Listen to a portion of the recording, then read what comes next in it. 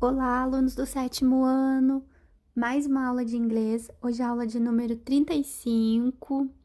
Lembrando que estamos fazendo ultimamente aulas de revisão, né? Relacionado ao conteúdo trabalhado o ano todo. Então, nós temos na última unidade do nosso livro com o tema What was the weather like? Bem no final dessa unidade tem esses exercícios de revisão que estou trazendo para vocês aqui, né? Falando novamente sobre algumas coisas já estudadas. E hoje nós iremos continuar essa revisão. Então, podem já localizar o book de vocês nessa última unidade, tá? Para a gente começar. Então, vou começar o meu direcionamento, tá? Explicando para vocês o que fazer em cada um desses exercícios e qual é o conteúdo trabalhado, tá? Nas páginas 20, 21, 22 e 23. Eu vou iniciar falando sobre os exercícios 12, 13 e 14 da página 20, tá? Bom, se vocês olharem para esses exercícios, vocês verão basicamente conteúdos como some, any, how much, how many, a little, a few, e também object pronouns. Então, a teacher irá fazer uma revisão de cada um desses conteúdos para vocês, tá? Para facilitar na hora de completar aí os exercícios. Bom, gente, falando sobre o uso de some e any, vocês aprenderam que, basicamente, usamos o some em frases afirmativas, tá? E o any em frases interrogativas e negativas. Lógico que tem algumas exceções, tá? Quando se tratar de uma pergunta direta, você usa o any, tá? Mas tem apenas uma exceção da forma interrogativa para o some. Quando for uma pergunta de oferecimento, que você está oferecendo algo para alguém, você pode usar o some, tá?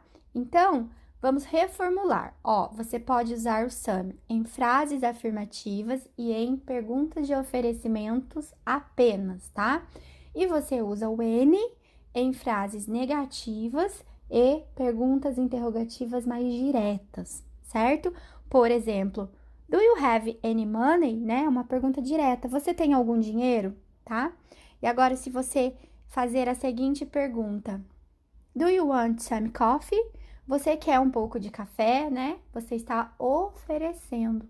Então, essa é a diferença que vocês não devem esquecer, tá? Na hora de completar aí as lacunas com some e any, certo? Qualquer dúvida que vocês tenham, vocês também, como é exercício de revisão, né, gente? Vocês podem voltar para a página 7, tá? Da Unity. How much money do you have? Nessa página, especificamente, vocês têm uma tabelinha aí de exemplos e isso direciona vocês também. De forma geral, todos os exercícios dessa página que estou explicando agora, vocês encontram aí explicações também na página 7 dessa unidade, certo? Continuando essa revisão, agora eu vou falar para vocês um pouco, né, sobre o uso de how many e how much, tá? Lembrando que how many é usado com substantivos contáveis em inglês e how much com substantivos incontáveis, certo? Então, por exemplo, toda vez que você quer perguntar para a pessoa quantos livros ela tem, por exemplo, você usa how many books do you have, né? Quantos livros você tem? Porque livro é um substantivo contável, ele tem a forma plural, né? Book, books, tá? Então, essa é a diferença. E já o how much, você usa quando você quer perguntar, por exemplo, how much coffee do you drink every day? Quantos de café você toma todos os dias, né? Você toma muito café ou pouco café? Nesse caso, você não pode responder que você toma um café, dois cafés, porque o café, ele é um substantivo incontável, você não conta, tá? Agora, existe sim os quantificadores, né? Que você pode acrescentar uma xícara de café, tá? Aí seria diferente. Aí você pode falar, eu bebo 3 xícaras de café. Aí é diferente, porque você tá contando aí a quantidade em xícaras, tá? Igual o caso da colher, né, que eu já expliquei para vocês. Mas no caso de uma pergunta geral, você pergunta apenas How much coffee do you drink every day? How much juice do you drink every day? How much water do you drink every day, né? Quantos de água você bebe? Quantos de suco você toma, você bebe? Então, nesse sentido de substantivo incontável que você não consegue contar, você vai usar sempre o how much, tá? Também ensinei vocês que how much pode ser usado para perguntar sobre o preço, né? De algumas coisas. Por exemplo, você está numa loja e você quer saber o preço de um vestido, por exemplo, né? Aí você usaria how much is this dress? Quanto custa este vestido, né? Você também usa how much para isso, de perguntar o preço em inglês, tá? E juntamente com esses dois termos de perguntas, né, how many, how much, nós temos aí outros dois usados também em respostas, que é o caso do a few e do a little, tá? E também temos o a lot of, tá? E também o much e o many usados em respostas. E o que podemos concluir disso, né, nessa forma de revisão que estou fazendo com vocês? Podemos concluir que o a little, o much e o a lot of, eles são usados em respostas, né? No caso, com substantivos incontáveis, tá? No caso do a few, do many e do a lot of, nós vamos usá-los em respostas com substantivos contáveis. Vocês perceberam que eu repeti o a lot of nas duas coisas, né? Tanto com substantivos contáveis e incontáveis? Sim, justamente porque o a lot of é o único que pode ser usado aí tanto para substantivos contáveis quanto para substantivos incontáveis, tá? Então, por exemplo, na página 7 que falei para vocês, da unit How much money do you have? Nós temos um pequeno quadrinho aí. E nesse quadrinho vocês verão vários exemplos dos quais vou ler para vocês aqui no vídeo, tá? Então, por exemplo, quando eu faço a pergunta How much coffee do you drink every day? Você pode ter as seguintes respostas. I drink just a little coffee, I drink much coffee ou I drink a lot of coffee, tá? No caso do how many books do you have? Você pode responder, I have just a few books, né? Tenho apenas alguns. I have many books. Tenho muitos livros. Ou I have a lot of books. Tenho muitos e muitos livros, né? No sentido de bastante, tá? De uma grande quantidade. E aí, então, para vocês perceberem que estão todos interligados. Na hora de fazer o exercício, também prestem atenção nisso. E agora, vamos falar um pouco sobre os pronomes objetos, que em inglês chamamos de me, you, him, her, it, you também para plural, us e o them, tá? Vamos começar relembrando a definição desses pronomes, né? O que são pronomes objetos em inglês? Bom, pessoal, eles são considerados um tipo de pronome pessoal que funciona como um objeto, né, do verbo ou da preposição em uma frase. São utilizados para substituir nome de pessoas, animais ou coisas, que tem, né, a função de objeto direto ou indireto na frase. Esses são, então, os pronomes objetos. Quando nós fazemos a correspondência entre os pronomes sujeitos, né, nós identificamos que o I, né, na forma de pronome objeto, fica me. O you, mas com outro sentido. O he, him. O she, her. O it, também com outro sentido. O you mesmo do plural.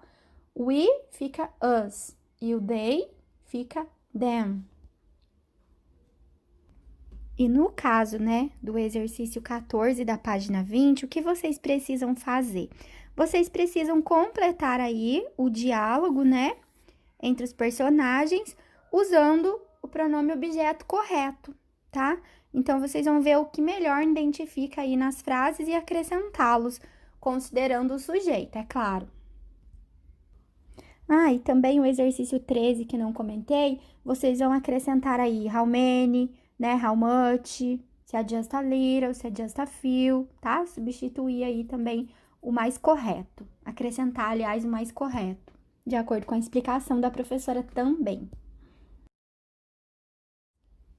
Na página 21, nós começamos com um exercício aí, usando o simple present tense, tá? Usando o tempo verbal do presente simples, já relembrando com vocês que nós usamos esse tempo verbal para falar sobre hábitos, rotinas, né?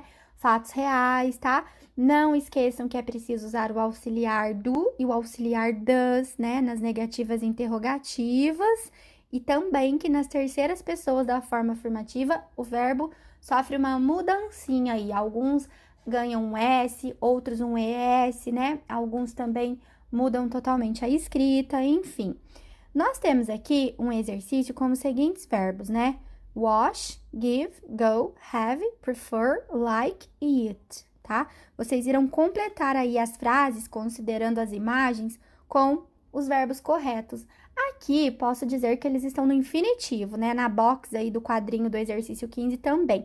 Na hora de reescrevê-los nas lacunas, nos espaços em brancos, vocês precisam observar. Se for terceira pessoa, tem que colocar, né, o S ou o ES no final aí do verbo, tá? Muito simples esse exercício também. O exercício 16 também é sobre presente simples, mas aí da locução verbal, né? Onde nós temos aí um verbo e outro seguido da partícula to, né? Por exemplo, I need to study for a test. Eu preciso estudar para a prova, né? Eu preciso estudar. I need to study, tá? Dois verbos, né? Locução verbal. No exercício 17, vocês irão escrever apenas aí respostas, né? Como pede, né? Tanto afirmativa quanto negativa. Bem simples também, relacionado ao uso de algumas coisas aí, como o caso do verbo modal can, né? Como o uso do there are, né? Também. E o simple present. Depois tem um exercício voltado para o uso das prepositions, né? In, on e at. Conteúdo aí do quarto bimestre, que vocês também já tiveram várias aulas explicativas, né, sobre isso, quando usar in, quando usar on e quando usar at.